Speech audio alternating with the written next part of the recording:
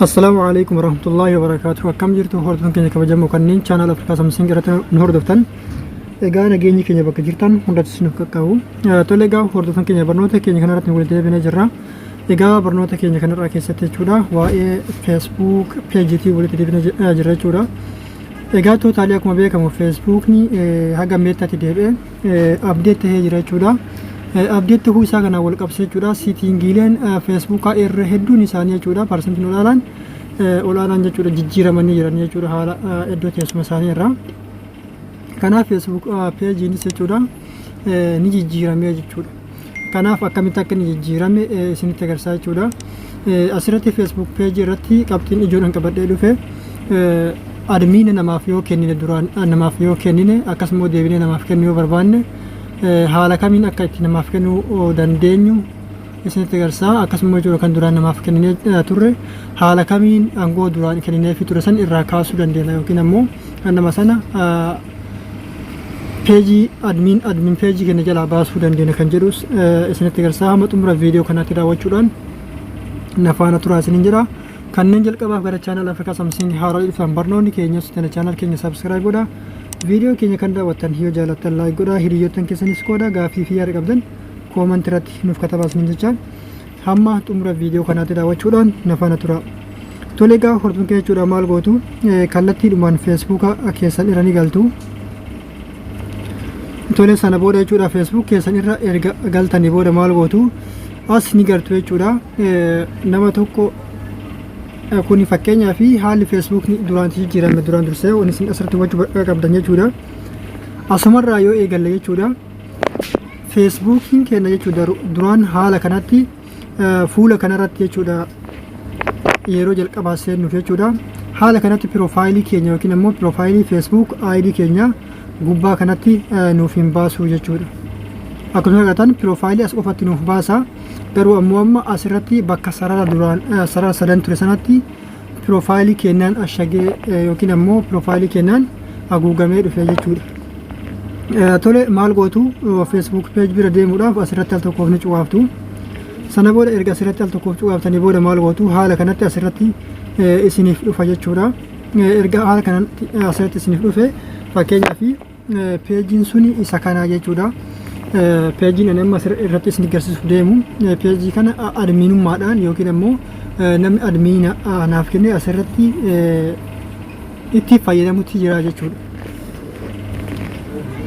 Tole maal gootu as xiyya kanarra ni tuuxu yoo barbaadan ammoo switch profile kan jedhu kanarra tuuxu fakkeenyaaf xiyya kanarra tuuqa isinitti agarsiisa. Haala kanatti erga xiyya kanarra tuuxanii booda maal gootu as jechuudha iddoo kanarratti deebitanii bakka kanatti asirra jechuudha sanduuqa Facebook ID irraa gara Facebook page'iitti jijjiirtanii yeroo fayyadamuu barbaadan maal gootu asirratti tuqaa asirra guutu jechuudha.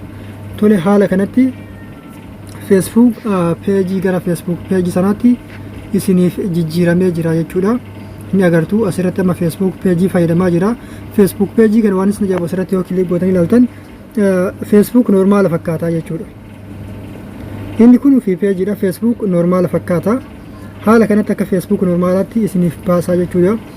As duraan akkuma beekamu jechuudha settingii mallattoo settingii gubbaan irra argattu amma xiyya tana asirratti argattu jechuudha.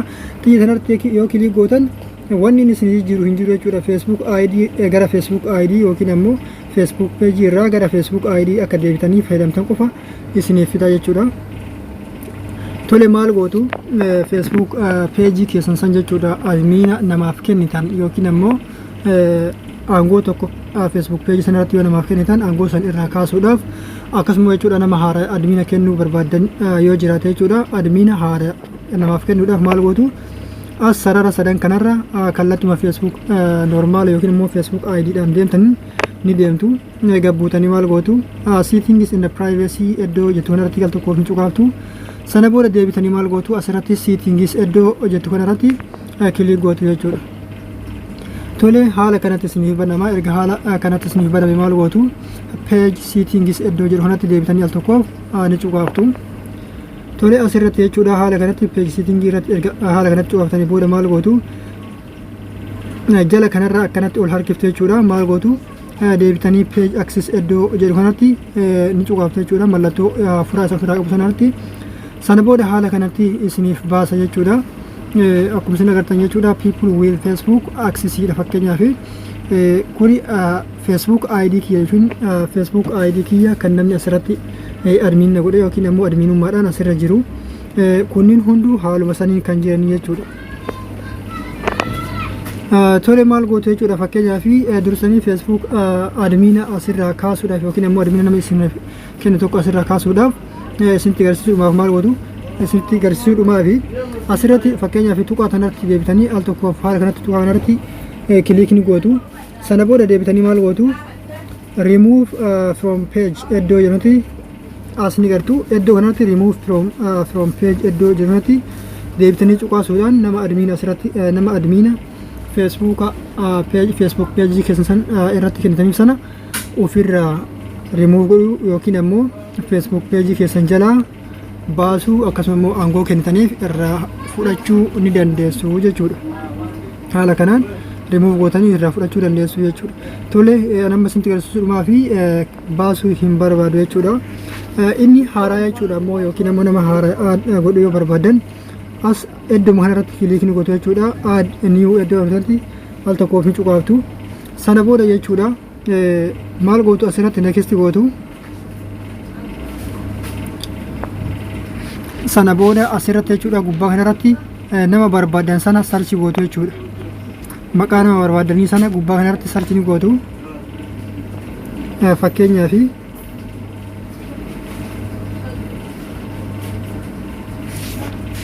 haala kanatti nama maqaa kana sarchi godhee jira asirratti deebi'ee kilikni godha ni gartuu haala kanatti mallattoolee garaagaraa isinii fida mallattoolee kan yoo barbaadan on gootu jechuudha. Sana booda maal gootu give access iddoo jedhu kanatti jala kana agabbuutu asirratti kilikni gootu sana booda jechuudha maal gootu profile passport yookiin ammoo jechuudha ID ifama passport Facebook ID keessanii sana asitti barreessuudhaan adminummaa nama saniif yookiin ammoo aangoo kennuufi dandeettu jechuudha. Tole egaa furtuun jechuudha isa kana haala kanatti jijjiirtanii yookiin ammoo haala kanatti adminummaa yoo barbaadan namaaf kennuu dandeessu. Akkasuma immoo jechuudha nama asirratti duraan edit gootanii jirtanis yoo jiraate haala kanatti ofirraa remove gochuu dandeettu jechuudha. Tole egaa hordoftoota keenya barnoonni keenya kanarraaf qabannee dhufne kana fakkaata hanga barnoota biraatiin deebinee wal geenyutti waan nu daawwattaniif galatoomaa yeroo gaarii isiniif haa ta'u.